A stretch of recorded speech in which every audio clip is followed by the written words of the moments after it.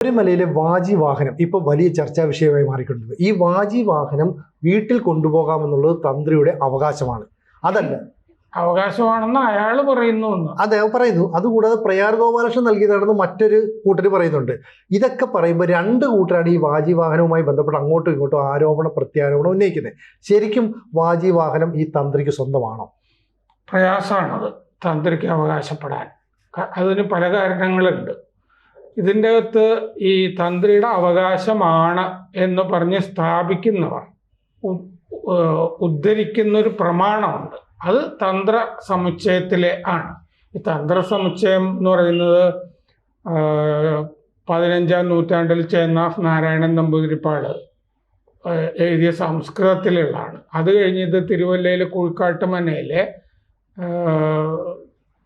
നമ്പൂതിരി കുഴിക്കാട്ട് പച്ച എന്ന് പറഞ്ഞിട്ട് മലയാളത്തിൽ, മലയാളം വായിച്ചാലല്ലേ ആളുകൾക്ക് മനസ്സിലാവുള്ളൂ. കുഴിക്കാട്ട് പച്ച എൻ്റെ കയ്യിലുണ്ട്. ആദ്യം വാങ്ങിച്ചത് ആരോ കൊണ്ടുപോയി, പിന്നെ ചോറ്റേനിക്കരയിൽ വാങ്ങിച്ചത് കുഴിക്കാട്ട് പച്ച എൻ്റെ കയ്യിലുണ്ട്.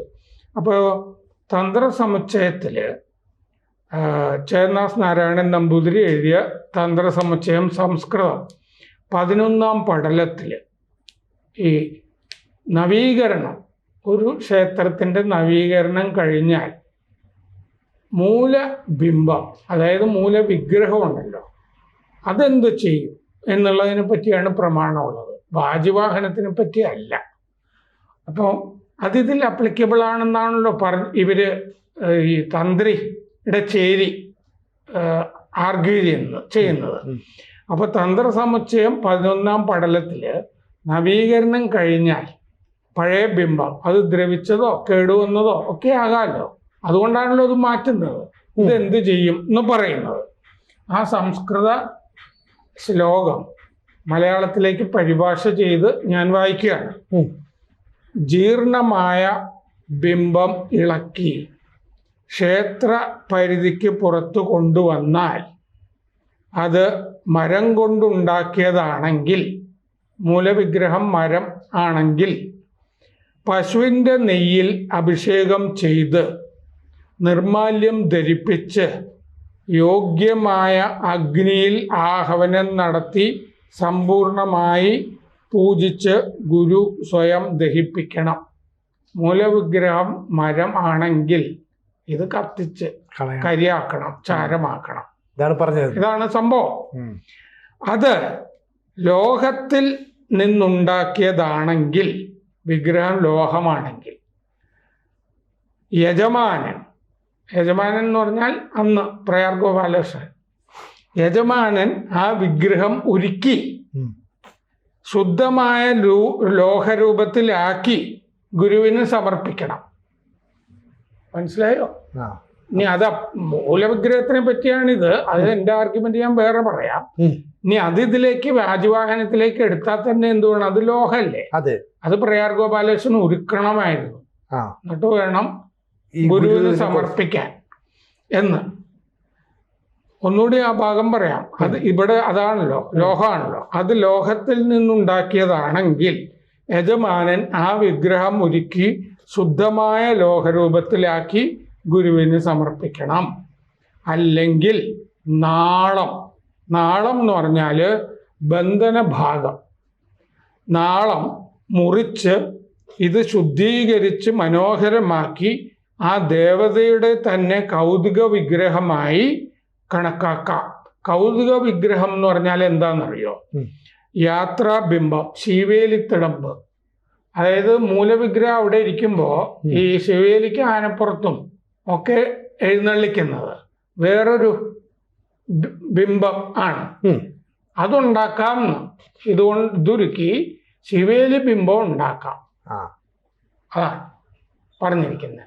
അപ്പൊ ശരിക്കും പറഞ്ഞാൽ ഈ വാജി വാഹനം എന്ന് പറയുന്നത് എൻ്റേതാണ്, എനിക്ക് അവകാശപ്പെട്ടതാണെന്നാണ് തന്ത്രി ആദ്യം മുതൽ പറയുന്നത്. ഈ വിവാദം തുടങ്ങിയ സമയത്ത് വേണമെങ്കിൽ വാജി വാഹനം എൻ്റെ വീട്ടിലുണ്ട്, ദേവസ്വം ബോർഡിൽ വന്നാൽ ഞാൻ കൊടുക്കാം എന്നൊക്കെ തന്ത്രി പറഞ്ഞു. അപ്പൊ അന്ന് മുതൽ തന്ത്രി ഒരു സംശയത്തിന്റെ നിഴലിലായിരുന്നു എന്താ നമ്മൾ മനസ്സിലാക്കില്ല. തന്ത്രിക്ക് സംശയമുണ്ട് എന്നാണല്ലോ ഞാൻ തിരിച്ചു കൊടുക്കാം എന്ന് പറയും. അത് ഇത് കൊള്ളം മുതലാണ്, കട്ടം മുതലാണ്, എനിക്ക് അർഹതപ്പെട്ടതല്ല എന്ന് ബോധ്യം തന്ത്രിക്കുണ്ട് എന്നുള്ളതാണല്ലോ അതിൻ്റെ. ഇപ്പോ 2022 തിരുവല്ലയിലെ ശ്രീവല്ലഭ ക്ഷേത്രത്തില് ഇതുപോലെ കൊടിമരം മാറ്റിയപ്പോ ഞാൻ നോക്കുമ്പോ ചിറകുള്ള ഒരു വാഹനമാണ് അതിലുള്ളത്. അത് ഗരുഡനാണെന്ന് കരുതാം. അങ്ങനെ അപ്പൊ അത് അവിടത്തെ തന്ത്രിക്കോ ശാന്തിക്കാരനൊക്കെ കൊടുക്കാം എന്ന് പറഞ്ഞിട്ട് ഒരു ചർച്ചയൊക്കെ നടന്നു. അത് ശാന്തിക്കാരന് കൊടുത്തോ എന്നുള്ളതിനെ പറ്റി എനിക്ക് അറിഞ്ഞുകൂടാ. കൊടുത്തിട്ടുണ്ടെങ്കിൽ അത് പ്രശ്നമാണ്.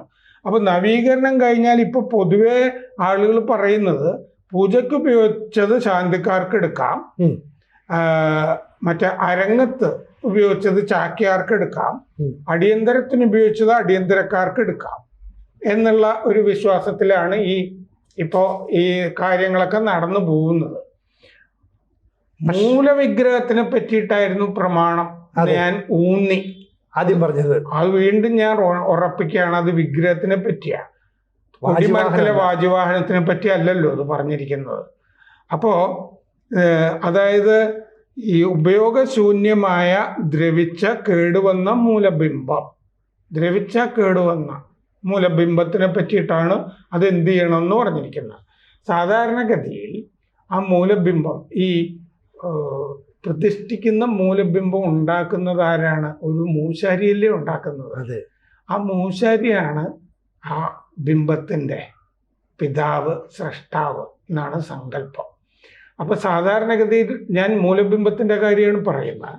ആ മൂലബിംബം ഈ യജമാനൻ തന്ത്രിക്ക് സമർപ്പിച്ചാൽ തന്നെ തന്ത്രി ഇത് മൂശാരിക്ക് കൊടുക്കുകയാണ് പതിവ്. ഇപ്പം ഇവിടെ നിന്ന് ഈ വാജിവാഹനം ഇളക്കി മാറ്റുന്നു, അല്ലെങ്കിൽ അത് തന്ത്രി കൊണ്ടുവന്നു. ഇത് ബംഗളൂരുവിലെയോ ചെന്നൈയിലെയോ അടക്കമുള്ള ഇതര സംസ്ഥാനങ്ങളിലെ ബിസിനസ്സുകാരായ ആളുകളുടെ വീട്ടിൽ വെച്ച് പൂജിച്ചു എന്നുള്ള വാർത്തകളും പുറത്തു വരുന്നു. അപ്പോൾ ഇത് കൊണ്ടുപോയ തന്ത്രിക്ക് കൃത്യമായ ബിസിനസ് താല്പര്യങ്ങളുണ്ട് എന്നുകൂടി നമ്മൾ മനസ്സിലാക്കണ്ടേ? കാര്യത്തിലൊന്നും ഒരു സംശയമില്ലല്ലോ.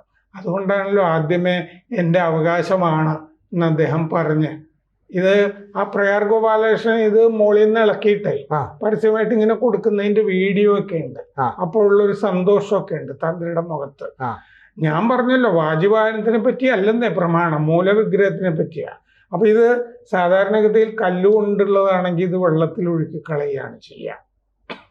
പിന്നെ ഈ ലോഹത്തിലൊക്കെ ഉള്ളതാണെങ്കിൽ ഈ തന്ത്രി ചുറ്റിക കൊണ്ട് ഇത് ആ ബന്ധിപ്പിച്ച ഭാഗം ഉണ്ടല്ലോ അത് കട്ട് ചെയ്തിട്ട് ഈ മൂശാരിക്ക് കൊടുക്കുകയാണ് പല സ്ഥലത്തുമൊക്കെ ചെയ്യുന്നത്. ഇതിൻ്റെ അകത്ത് ഈ വാജിവാഹനം തിരുവാഭരണ പട്ടികയിൽ പെട്ടതാണ്. ഈ വാജിവാഹനം കണക്കിനകത്തുള്ളതാണ്. സാർ, അങ്ങനെയാണെങ്കിൽ ഇപ്പോൾ ഈ വാജിവാഹനം ജഡാവസ്ഥയിലാണല്ലോ, പുറത്തേക്ക് വരികയാണെങ്കിൽ അത് നമ്മൾ അവിടുന്ന് ഇളക്കിയെടുത്ത് മാറ്റിക്കഴിഞ്ഞാൽ, പക്ഷേ ഇതിനിപ്പോഴും ഈ പറയുന്ന പവിത്രതയുണ്ട്, അല്ലെ ശബരിമല സന്നിധാനത്തിൽ നിന്നതാണ് എന്നുള്ള രീതിയിൽ ഇതൊരു കച്ചവടത്തിനുള്ള മാർഗമായിട്ട് ഉപയോഗിക്കാം എന്ന് തന്ത്രി കണ്ടെത്തി. അപ്പോൾ തന്ത്രി മാത്രമാണോ പിന്നിൽ? ഉൾപ്പെടെയുള്ള ഒരുപാട് ആൾക്കാരിൻ്റെ പിന്നിലെ രാഷ്ട്രീയക്കാർ വരാം, ദേവസ്വം ബോർഡ് ഉദ്യോഗസ്ഥർ വരാം. അപ്പോൾ എല്ലാവരും കൂടെ ചേർന്നുള്ളൊരു കൂട്ടുകച്ചവടമായിരിക്കില്ലേ? അല്ല, ഇതിൻ്റെ അകത്ത് വീണ്ടും പറയുന്നത് എന്താന്ന് വെച്ച് കഴിഞ്ഞാൽ ഇത് മൃതമാക്കുക എന്ന് പറയും. മൃതമാക്കാൻ വേണ്ടിയിട്ടാണ് ഈ ചുറ്റി കൊണ്ട് അടിച്ചിട്ട് ഈ മറ്റേ ആൾക്ക് കൊടുക്കുന്നത്. അപ്പൊ ലോഹമാണെങ്കിൽ ഇത് ഉരുക്കണം എന്നുള്ളത് ഈ പ്രമാണത്തിൽ തന്നെ ഉണ്ടല്ലോ. അതങ്ങനെ തന്നെ ഉപയോഗിക്കാൻ പാടില്ല എന്നുള്ളത് ഈ മൂലവിഗ്രഹത്തിനെ പറ്റിയാണ് പ്രമാണം. കൊടിമരത്തിലെ വാജിവാഹനത്തിനെ പറ്റി അല്ല എന്നുള്ളത് നമ്മൾ എപ്പോഴും ഓർക്കണം. ഒന്നിനെ കുറിച്ച് പറഞ്ഞിട്ട് മറ്റൊന്നിനെ അതേ രീതിയിലേക്ക് കൊണ്ടുവന്നിട്ട് കച്ചവടം നടത്തും. ഇത് എന്റെ അവകാശം എന്ന് പറഞ്ഞ് കൊണ്ടുപോയതാണ്. അത് തെറ്റാണെന്നുള്ള തോന്നൽ അയക്കുണ്ട്. പിന്നെ ഇതിൻ്റെ അകത്ത് സാധാരണഗതിയിൽ കൊടിമരമൊക്കെ സ്വർണ്ണമൊന്നും ആകണമെന്നില്ലല്ലോ. ഇല്ല, മരവും ഒക്കെ ആയിരിക്കും ഇതിനകത്ത്. കാരണം ഇത് ഏറ്റവും മുകളിലിരിക്കുന്നതാണ് വാഹനം എന്നുള്ളത് കൊണ്ട് ഇത്. പക്ഷെ ഇവിടെ എത്തിയത് സ്വർണം പൂശിയതായിരുന്നു. പിന്നെ അത് ആന്റിക്കാണ്, ശബരിമലയാണ്, അതിന് വലിയ വാല്യൂ ആണ് ഉള്ളത്. ഇപ്പോ ഗുരുവായൂരിലൊരു താർ വാഹനം കിട്ടിയാൽ എന്താ ചെയ്യുന്നത്? ലേലം ചെയ്ത് വിൽക്കുകയല്ലേ ചെയ്യുന്നത്. ലേലം ചെയ്യുമ്പോൾ ഗുരുവായൂരിലത്തേത് ആവുമ്പോൾ യഥാർത്ഥ വാഹനത്തിനേക്കാൾ കൂടുതൽ വില കിട്ടില്ലേ? കിട്ടും. അപ്പോ ശബരിമലയിൽ ഒരു വാജിവാഹനം പഴയത് അത് ലേലം ചെയ്ത് മറ്റേ ദേവന് അർപ്പിക്കുക, സ്വരുക്കൂട്ടുക, അങ്ങനെയല്ലേ ദേവന്റെ സ്വത്ത് കൈകാര്യം ചെയ്തു പോകേണ്ടത്.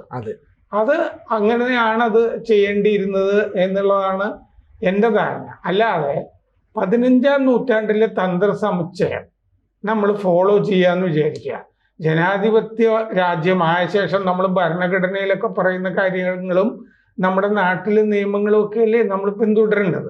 ഇനി 15-ാം നൂറ്റാണ്ടിലെ ഈ തന്ത്ര സമുച്ചയത്തില് ഇത് മാത്രം എന്ന് പറഞ്ഞാൽ നമ്പൂതിരിക്ക് സൗകര്യമുള്ളത് കൊണ്ട് ഈ ഭാഗം എടുക്കാം എന്ന് വിചാരിച്ചാൽ അതിൻ്റെ അകത്ത് വേറൊരു ഭാഗമുണ്ട്.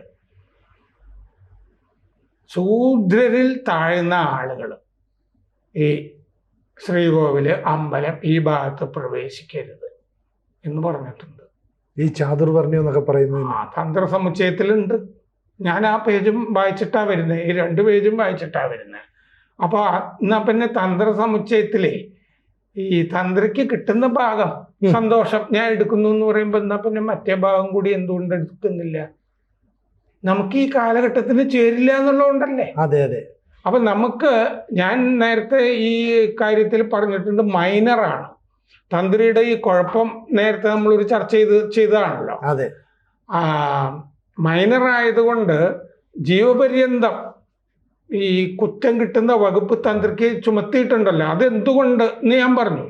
കാരണം മൈനറിന്റെ അവകാശം ഒരാൾ തട്ടിയെടുക്കുകയാണെങ്കിൽ അല്ലെങ്കിൽ അതിന് നേരെ കണ്ണടക്കുകയാണെങ്കിൽ ജീവപര്യന്ത കുറ്റാണ്. അപ്പൊ മൈനറായ ഒരാളുടെ സ്വത്തല്ലേ ഈ വാജിവാഹനം തുടങ്ങിയ സംഭവങ്ങളൊക്കെ. അത് ആ സ്വത്ത് ആ മൈനറിൻ്റെതായിട്ടല്ലേ കണക്കാക്കേണ്ടത്, വാജിവാഹനം ഉൾപ്പെടെയുള്ളത്. അങ്ങനെയല്ലേ? അത് ആ ബോർഡ് അങ്ങനെയല്ലേ തീരുമാനം എടുക്കേണ്ടത്. ഞാൻ പറഞ്ഞല്ലോ, ഇത് തിരുവാഭരണ പട്ടികയിൽ വരുന്നതാണ് ഈ വാജിവാഹനം. സാർ, അപ്പം അങ്ങനെയാണെങ്കിൽ ഈ ശബരിമലയിൽ നിന്ന് ആദ്യം കടത്തിയത് ഈ വാജിവാഹനമാണെന്ന് പോലും സംശയിച്ചുകൂടെ? ഇപ്പം ഈ പറയുന്ന ദ്വാരപാലക ശില്പത്തിൽ പൊതിഞ്ഞ സ്വർണ്ണപാളികൾ, മറ്റ് സ്വർണ്ണപാളികൾ എന്നൊക്കെ പറയുന്ന കൂട്ടത്തിൽ ഈ പറയുന്ന ഒറിജിനൽ വാജിവാഹനവും കടത്തിയിട്ട് അതിനുള്ള മോഹവില എത്രയാണെന്ന് തന്ത്രിക്ക് വ്യക്തമായ ധാരണയുണ്ട്. അതും കടൽ കടന്നു പോയിട്ടില്ല, അത് എങ്ങനെ വിശ്വസിക്കാൻ പറ്റും? അതെ, ഇപ്പൊ ഇതിന്റെ അകത്ത് ഇപ്പൊ പിടിച്ചു കൊണ്ടുപോയ വാജിവാഹനം ഒറിജിനൽ ആണോ എന്നൊരു സംശയമുണ്ട്. പരിശോധിക്കേണ്ട കാര്യമാണത്. അത് റെപ്ലിക്കയാണോ, ഒറിജിനൽ കടൽ കടന്ന് പോയിട്ടുണ്ടോ എന്നുള്ള കാര്യത്തിൽ സംശയമുണ്ട്. അജയ് തറയിൽ ദേവസ്വം ബോർഡ് അംഗമായിരുന്നു.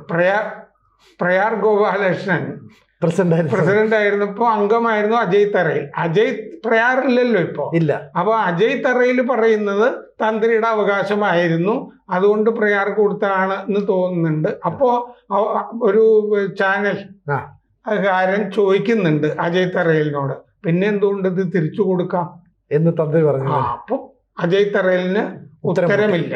കാരണം ഇത് കൊടുത്ത കമ്മിറ്റിയിലേക്ക് അന്വേഷണം നീളുമോ എന്നുള്ളൊരു ഭയം ഇപ്പൊ അജയ് തറയിലിനെ ഉണ്ടായി തുടങ്ങിയതിന്റെ ഫലമാണത്. 98 മുതൽ ഉള്ളത് അന്വേഷിക്കുമോ എന്നുള്ളത്. ഈ കൊടിമരം 2017 ആ കൊടിമരം അന്ന് അവിടെ നിന്ന് പിഴുത് മാറ്റുന്നത് തന്നെ നിഗൂഢ ഉദ്ദേശം കൊണ്ടാണോ എന്നുള്ള അന്വേഷണം നടക്കുന്നുണ്ട് ഇപ്പോൾ. ഇത് മൊത്തത്തിൽ ഈ അന്വേഷണം തിരിച്ചുവിടാൻ വേണ്ടി വാജിവാഹനത്തിലേക്ക് കയറിയിരിക്കുകയാണ് SIT എന്ന് പറയുന്ന ഒരു ചേരിയുണ്ട്. അതിലൊന്നും എനിക്ക് വിശ്വാസമില്ല. എന്തുകൊണ്ടാണ്? ഞാൻ പറയുന്നത് ഈ പ്രമാണമനുസരിച്ചും വാജിവാഹനം വീട്ടിൽ കൊണ്ടുപോകാൻ പറ്റില്ല, അല്ലേ? ലോഹമാണെങ്കിൽ ഉരുക്കണം എന്നല്ലേ തന്ത്ര സമുച്ചയത്തിൽ പറഞ്ഞിരിക്കുന്ന. ഇത് അതുപോലെയല്ലേ ഈ കൊണ്ടുപോയത്. മാത്രമല്ല, അത് മൂലവിഗ്രഹത്തിനെ പറ്റി മാത്രം ആണ് പറഞ്ഞിരിക്കുന്നത്.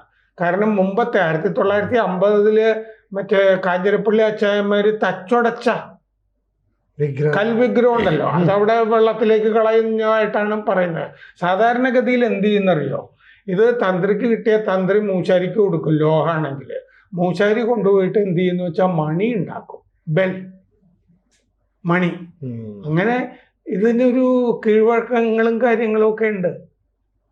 കല്ലാണെങ്കിൽ മറ്റേ ഒഴുക്കിക്കളയുന്നു, മറ്റേതാണെങ്കിൽ മൂശാരിക്ക് കൊടുത്തിട്ട് മൂശാരി മണി ഉണ്ടാക്കുന്നു. ഇങ്ങനെയൊക്കെ കേരളത്തിൽ 3 സ്ഥലത്ത് ഇങ്ങനെ മൂലവിഗ്രഹമായി ബന്ധപ്പെട്ടതോ ഇങ്ങനത്തെ കേസുകൾ 3 ഉണ്ടായിട്ടുണ്ടെന്നാണ് പറയുന്നത്. എന്തായാലും ആചാരപരമായ കൊടുങ്ങല്ലൂരില് ഇങ്ങനെ എന്തോ കേസ് ഉണ്ടായപ്പോ സംസ്കൃത പണ്ഡിതനില്ലേ, തൃശ്ശൂരിൽ ഉണ്ടായിരുന്ന KP നാരായണ പിഷാരോടി, അദ്ദേഹം കോടതിയിൽ ഹാജരായി ഈ ഭാഗം തന്ത്ര സമുച്ചയത്തിലെ ഭാഗം വിശദീകരിച്ചു എന്നുള്ളതാണ്. അതെനിക്ക് അറിഞ്ഞുകൂടാ. അത് നാരായണ പിഷാരോടി വിശദീകരിച്ചത് ചിലപ്പോ മൂലബിംബം ഉണ്ടല്ലോ, ബിംബവുമായി ബന്ധപ്പെട്ടതാണ്. ഇത് വാജിവാഹനാണിത്. അത് മൂലബിംബത്തിലെ പ്രമാണം വാജിവാഹനത്തിന് എങ്ങനെയാണ് അപ്ലിക്കബിൾ ആകുന്നത്? മാത്രമല്ല, അങ്ങനെയാണെങ്കിൽ അത് ഒരുക്കി കൊടുക്കണം എന്നാണല്ലോ പ്രമാണത്തിൽ പറഞ്ഞിരിക്കുന്നത്. വാജിവാഹനം അതേപോലെ കൊടുക്കണം എന്നല്ലല്ലോ. അപ്പൊ അതുകൊണ്ട് അത് തിരുവാഭരണ പട്ടികയിൽ പെട്ടിട്ടുള്ളതാണ്. തിരുവാഭരണ പട്ടികയിൽ പെട്ടതാണെങ്കിൽ അത് അയ്യപ്പന്റെ തിരുവാഭരണമായിട്ട് ശബരിമലയിൽ തന്നെ സൂക്ഷിക്കേണ്ടതാണ്. അല്ലാതെ കണ്ഠര് രാജീവരന്റെ വീട്ടിൽ സൂക്ഷിക്കേണ്ടതല്ല. അതിനെപ്പറ്റിയൊരു ബോധ്യം SITക്ക് ഉണ്ടാവും. അല്ലാതെ SIT ആപ്പിലാകുന്ന ഒരു കാര്യം അവർ ചെയ്യില്ലല്ലോ. ഇത് എടുത്തുകൊണ്ട് പോകുമ്പോൾ. ഇതാണ് ഇപ്പോൾ നമുക്ക് ഇതിനെപ്പറ്റി കാര്യമാത്ര പ്രസക്തമായി പറയാവുന്നത്. പടപ്പെ തല്ലുന്ന പരിപാടി നമുക്ക് പറ്റില്ലല്ലോ. പ്രേക്ഷകരോട് ഒരു അഭ്യർത്ഥനയുണ്ട്. ABCക്ക് ഒരു ഹിന്ദി ചാനൽ കൂടിയുണ്ട്. അത് കേരളത്തിന് മാത്രമല്ല, ABC ഭാരതത്തിന് തന്നെ ഒരു ജാലകമാകണം എന്ന ആഗ്രഹത്തിൽ നമ്മൾ കുറച്ചു കാലമായി ഈ ഹിന്ദി ചാനൽ തുടങ്ങിയിട്ട് നന്നായിട്ട് പോകുന്നു. അതും സബ്സ്ക്രൈബ് ചെയ്യുക. കൂടുതൽ വാർത്തകളും വിശേഷങ്ങളും നിങ്ങളിലേക്ക് എത്താൻ ABC മലയാളം സബ്സ്ക്രൈബ് ചെയ്യുക, ബെൽ ബട്ടണും അമർത്തുക.